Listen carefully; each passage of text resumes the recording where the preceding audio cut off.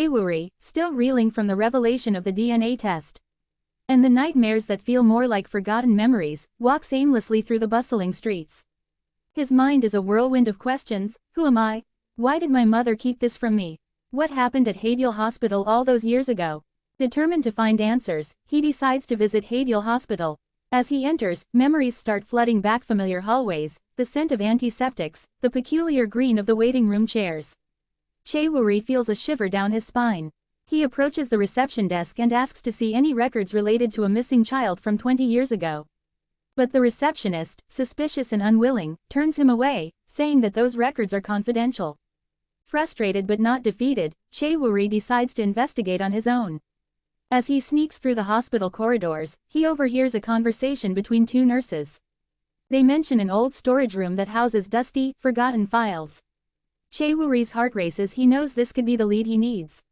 He waits until the coast is clear, then quickly slips into the storage room. Inside, he rifles through the old files, searching for anything that might relate to him. Finally, he finds a file labeled, Missing Child Case 0214. With trembling hands, he opens it. The file contains old photographs, including one of a boy with a striking resemblance to himself as a child, and a woman who is not his mother, Chai Son-young. As he stares at the photograph, he hears footsteps approaching. Panicked, he stuffs the file into his jacket and sneaks out through a back door. Meanwhile, back at the cafe, Jin Soo-ji and Chai Son-young are in a heated discussion. Jin Soo-ji is upset and confused, demanding to know why her mother agreed to the DNA test in the first place. Chai Son-young confesses that she had been in touch with the hospital director, who had insisted on the test, claiming that the disappearance of his son was still an open wound. Soo-ji, realizing the complexity of the situation, begins to question her own family ties. "What else are you hiding from me, mother?" she asks, her voice trembling. Just then, Han Yun-seong enters the cafe, looking troubled. He locks eyes with Soo-ji, and she immediately senses that he knows something. She approaches him and, in a low voice, asks, "What do you know about this?"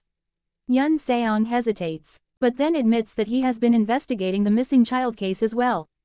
He believes that the hospital director, who is his uncle, may have been involved in something much darker. As the three of them discuss, Uri returns, pale and visibly shaken, holding the file he found at the hospital. He lays it on the table and says, "I found this.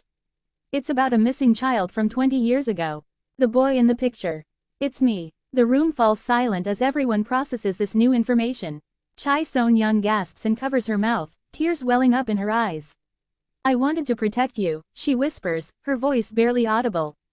Just as they begin to piece together the mystery, the cafe door swings open again, and a shadowy figure steps inside.